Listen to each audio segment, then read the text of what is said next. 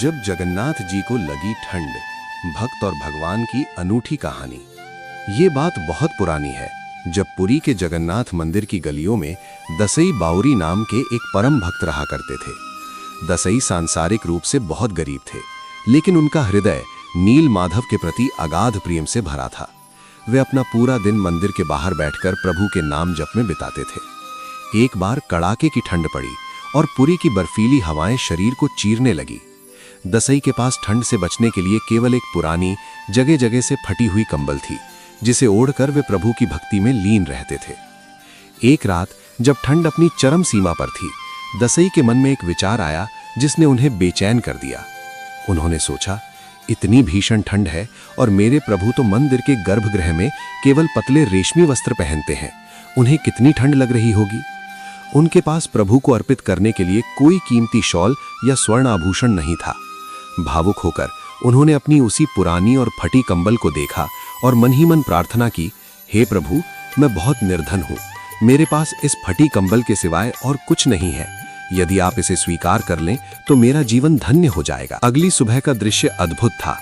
जैसे ही मंदिर के पुजारियों ने गर्भगृह के भारी कपाट खोले, उनके होश उड़ गए। भगवान जगन्नाथ के रत्नों से जड़े बेशकीमती रेशमी वस्त्रों के ऊपर वही पुरानी और फटी हुई गंदी कंबल लिपटी हुई थी। पुजारियों को यह देखकर बहुत क्रोध आया। उन्होंने चिल्लाते हुए कहा कि यह गंदा कपड़ा मंदिर के भीतर कौन लाया और किसने इसे प्रभु को छुआकर मंदिर की पवित्रता भंग की है। उन्होंने उस कंबल को तुरंत उतारकर बाहर फेंक दिया और भगवान को शुद्ध करने की रस्में शुरू कर दी। मंदिर के बाहर बैठे दसई ये सब देख रहे थे और फूट फूट कर रोने लगे। उन्हें दुख इस बात का नहीं था कि उनकी कंबल फेंक दी गई, बल्कि इस बात का था कि भगवान ने तो उनकी भेंट स्वीकार कर ली थी, लेकिन दुनिया ने उसे ठुकरा दिया। हालांकि उस रात भगवान जगन्नाथ स्वयं प्रधान पुजारी के सपने में आए और बोले, जिस कंबल को तुम गंदा समझकर फेंक रहे थे, उसकी गर्माहट मुझे तुम्हारे रेशमी वस्त्रों से कहीं ज्यादा लगी।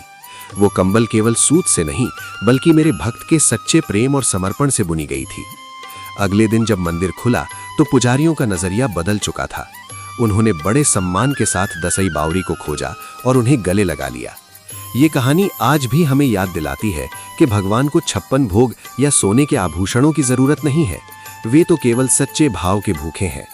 यदि प्रेम सच्चा हो तो जगत का स्वामी एक फटी हुई कंबल में भी परम सुख का अनुभव करता है।